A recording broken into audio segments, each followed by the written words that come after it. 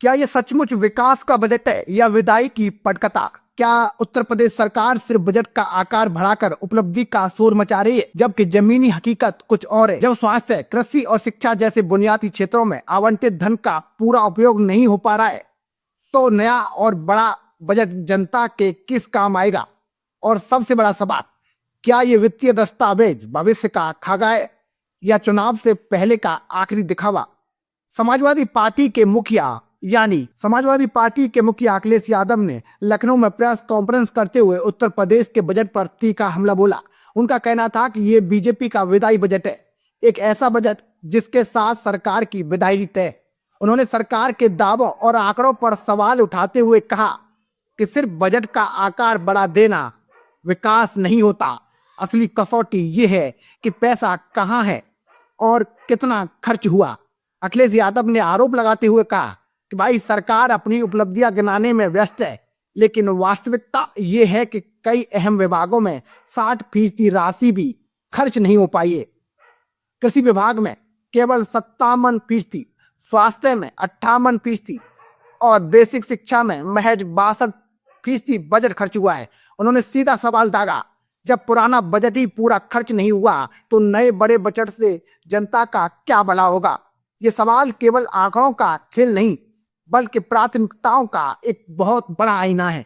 अगर किसानों के लिए आवंटित राशि पूरी तरह उपयोग में नहीं लाई गई, तो क्या सरकार सचमुच किसानों की आय दोगुनी करने को लेकर गंभीर है? अगर स्वास्थ्य बजट का बड़ा हिस्सा खर्च नहीं हुआ, तो सरकारी अस्पतालों की बदहाल स्थिति की जिम्मेदारी किसकी है? और अखिलेश ने सरकार के उस दावे पर भी तंज कसा जिसमें उत्तर प्रदेश को 90 लाख करोड़ की अर्थव्यवस्था बनाने का लक्ष्य बताया गया है। उनका कहना था कि भाई इसके लिए लगभग 30% की ग्रोथ रेट चाहिए, जो मौजूदा परिस्थितियों में बिल्कुल नामुमकिन है। उन्होंने पूछा, क्या ये लक्ष्य धरातल पर आधारित है या सिर्फ कागजी आंकड़ों का जादू? पूर्व मुख्यमंत्री ने निवेश को लेकर किए जा रहे दावों पर भी जमकर सवाल उठाए। सरकार 50 लाख करोड़ रुपए के MOU साइन होने का दावा कर रही है, लेकिन अखिलेश का कहना था कि भाई अगर ये निवेश वास्तव में जमीन पर उतरा होगा तो बेरोजगारी का मुद्दा फिर से क्यों उठता? अगर उद्योग आए होते तो युवाओं को नौकरी के लिए दर दर क्यों भटकना पड़ता है? उन्होंने ये भी कहा कि प्रति व्यक्ति आय के मामले में उत्तर प्रदेश अब भी कई राज्यों और देशों से पीछे है। सरकार राशन पाने वालों की संख्या तो बताती है, लेकिन उनकी असली आय और जीवन स्तर पर चुप्पी साध लेती है। सवाल उठता है, क्या मुफ्त राशन ही विकास का पैमाना बन गया है? क्या रोजगार सृजन और आय वृद्धि की ठोस योजना कहीं दिखाई नहीं देती है? किसानों के मुद्दे पर अखिलेश यादव ने सरकार को घेरते हुए कहा कि गन्ने के रेट और किसानों की दोगुनी आय का वादा अब भी अधूरा है। नई आर्थिक नीतियों और डील्स का सबसे ज्यादा असर किसानों और MSME क्षेत्र पर पड़ेगा। उनका आरोप था कि सरकार की नीतियां छोटे उद्योगों और ग्रामीण अर्थव्यवस्था को कमजोर कर रही है। MSME, जिसे रोजगार का सबसे बड़ा स्रोत माना जाता है, उस पर भी उन्होंने सवाल खड़े किए। उनका कहना था कि सरकार रजिस्टर्ड MSME इकाइयों तक भी सही तरीके से नहीं पहुंच पा रही है। अगर छोटे उद्योगों को समय पर सहयोग और वित्तीय सहायता नहीं मिलेगी तो रोजगार कैसे बढ़ेगा? स्वास्थ्य क्षेत्र को लेकर उन्होंने गंभीर आरोप लगाया, भाई सरकार की मंशा सरकारी अस्पतालों को कमजोर कर स्वास्थ्य सेवाओं को निजी हाथों में सौंपने की है। मेडिकल कॉलेजों की संख्या बढ़ाने का दावा किया जा रहा है, लेकिन वहां इलाज की समुचित व्यवस्था नहीं है। उन्होंने तंज कसते हुए कहा कि भाई इमारतें खड़ी कर देने से इलाज नहीं हो जाता। यह बयान केवल आलोचना नहीं है दोस्तों, ध्यान दीजिए, बल्कि एक व्यापक सवाल है। क्या स्वास्थ्य और शिक्षा जैसे बुनियादी क्षेत्रों में गुणवत्ता पर ध्यान दिया जा रहा है या सिर्फ संख्या बढ़ाने पर?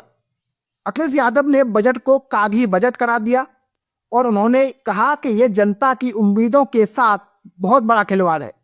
उनका कहना था कि सरकार आंकड़ों के सहारे अपनी छवि चमकाने की पूरी कोशिश कर रही है, जबकि जमीन पर हालात अलग है। लेकिन इन पूरे राजनीतिक विमर्श में असली सवाल जनता के सामने है, क्या ये बजट वाकई भविष्य का रास्ता दिखाता है? क्या इससे किसानों की आय बढ़ेगी, युवाओं को रोजगार मिलेगा और स्वास्थ्य सेवाएं बेहतर होंगी, या ये सिर्फ चुनावी साल से पहले का एक बड़ा ऐलान है?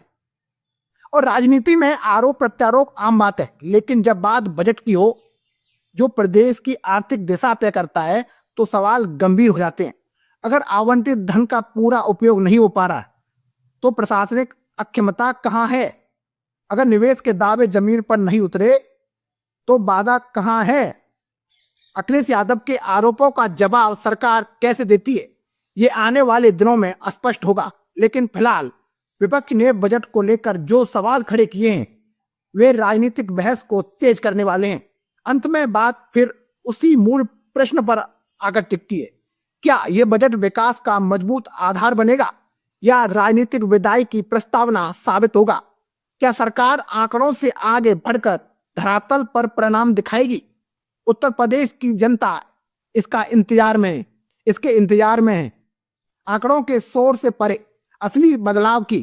क्योंकि बजट सिर्फ दस्तावेज नहीं होता, वो भरोसे का वादा होता है। और जब भरोसे पर सवाल उठते हैं तो राजनीति की दिशा बदलते देर नहीं लगती है। और अब सबसे बड़ा सवाल सीधा योगी सरकार से है, अगर बजट इतना ऐतिहासिक है तो जमीन पर हालात इतने साधारण क्यों हैं? अगर निवेश की गंगा बह रही है तो बेरोजगारों की कतारें लंबी क्यों होती जा रही हैं? अगर प्रदेश 90 लाख करोड़ की अर्थव्यवस्था बनने जा रहा है तो किसान अपनी फसल का वाजिब दाम पाने के लिए आज भी दर दर क्यों भटक रहा है? सरकार कहती है कि विकास हुआ है तो विपक्ष पूछता है किसके लिए हुआ है? और गांवों में अधूरे कार्य, शहरों में ठप पड़ी योजनाएं, अस्पतालों में डॉक्टरों की कमी और स्कूलों में संसाधनों का अभाव, क्या यही डबल इंजन की रफ्तार है?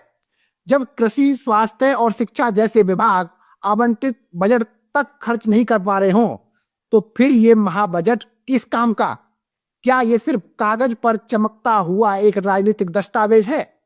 योगी सरकार निवेश समझौतों का ढोल पीटती है, लेकिन सवाल यह है कि एमओयू की स्याही सूखने के बाद जमीन पर कितनी फैक्ट्रियां खड़ी हुई, कितने युवाओं को स्थायी रोजगार मिला?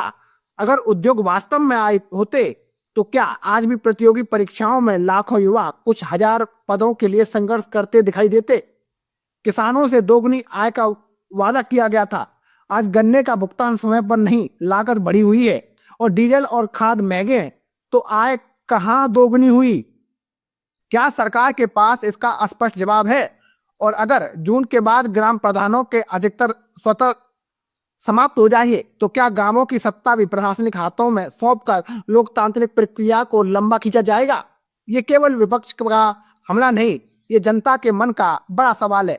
और विकास के दावे जितने बड़े होंगे, जवाबदेही भी उतनी ही बड़ी होगी। योगी सरकार को बताना होगा कि भाई बजट का आकार नहीं, असर मायने रखता है, घोषणाएं नहीं, परिणाम मायने रखते हैं। क्योंकि अंत में जनता आंकड़ों से नहीं, अपने जीवन की सच्चाई से फैसला करती है। और अगर जमीन की सच्चाई दावों से मेल नहीं खाती तो राजनीतिक तस्वीर बदलते देर नहीं लगती। तो दोस्तों, मैं था आपके साथ मुकेश उपाध्याय। अगर आपको हमारी जानकारी अच्छी लगी हो तो कमेंट बॉक्स में जरूर बताएं। जय हिंद, जय भारत।